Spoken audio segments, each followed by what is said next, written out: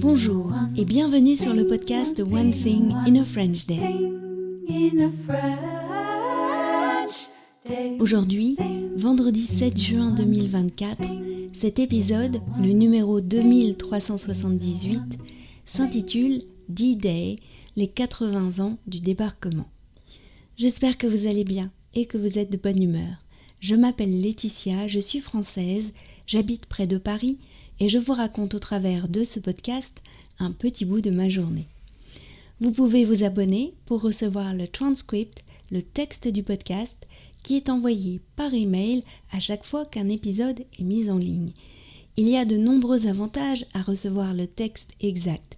Je vous laisse les découvrir sur le site du podcast onethinginafrenchday.com. Les abonnements commencent à 3 € par mois pour le texte seul, ce qui fait environ 12 textes par mois. Et en ce moment, il y a une offre jusqu'à mardi sur les abonnements du texte avec notes. Si vous vous abonnez jusqu'à mardi, vous recevrez non pas les 10 derniers épisodes du podcast gratuitement, mais l'entièreté du mois de mai jusqu'à la date de votre abonnement. Attention, ceci n'est valable que jusqu'au mardi 11 juin. D-Day, les 80 ans du débarquement. Hier matin, j'ai passé une partie de la matinée à regarder les célébrations à la télé.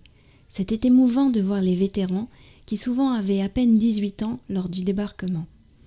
J'ai écouté le discours du Premier ministre anglais Rishi Sunak à Vers-sur-Mer, puis les souvenirs des vétérans lus par leurs représentants.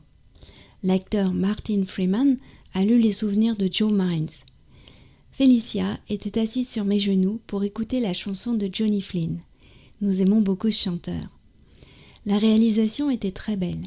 Ainsi, Johnny Flynn apparaissait parfois avec la mer derrière lui, parfois devant le mur du mémorial où les noms des morts sont gravés. Le ciel était bleu, heureusement. Les avions de la patrouille de France sont passés au bon moment. L'histoire de ce débarquement est d'une telle envergure, d'une telle audace, et a demandé une telle logistique que c'est vraiment passionnant de s'y intéresser. En 2022, nous avions emmené les filles faire du char à voile sur Juno Beach à Courseulles-sur-Mer. On voit encore dans l'eau les blocs de béton du port artificiel d'Arromanches, construits pour l'opération Overlord. Dans le podcast, je vous ai souvent parlé du débarquement d'août 1942, celui des Canadiens, à Dieppe, parce que plusieurs années de suite, nous étions à Dieppe pour les célébrations, lorsque toute la ville est aux couleurs du Canada.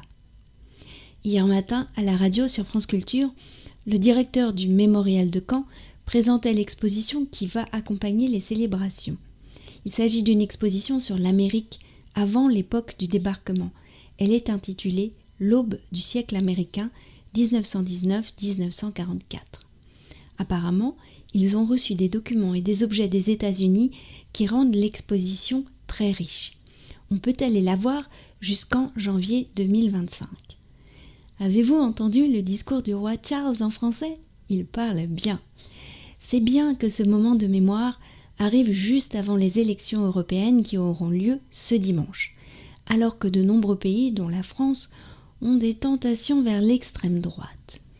Voter pour l'extrême droite est dangereux. On ne devrait pas se l'autoriser moralement en mémoire des personnes mortes pendant la Seconde Guerre mondiale. One Thing in a French Day, c'est fini pour aujourd'hui. Je vous souhaite à tous de passer un très bon week-end et je vous dis à lundi prochain sur les ondes du podcast. À bientôt, au revoir.